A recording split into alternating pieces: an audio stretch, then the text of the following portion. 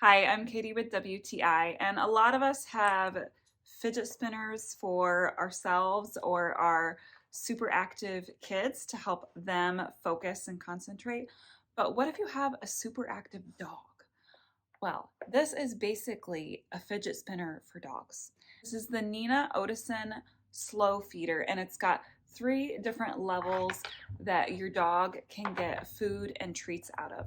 This is great if you have a dog that eats way too fast and you need them to slow down, or if you have a dog like we do that has lots of energy. I like that they're all different colors. I know that doesn't matter for my dog, but it makes me happy. And then they're each different shapes, and so they have to go at them differently. And you can fit kibble in here, or you can fit treats in here. You can put whatever you want. I like to put the high value treats in the middle section because my dog has a little bit tougher time getting to the middle section, and so it makes him work harder because it's a treat that he really wants.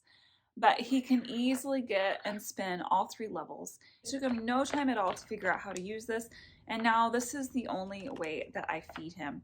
I really like that it's actually pretty quiet to use. It's plastic instead of metal, so it's not really loud and it's not clanking around.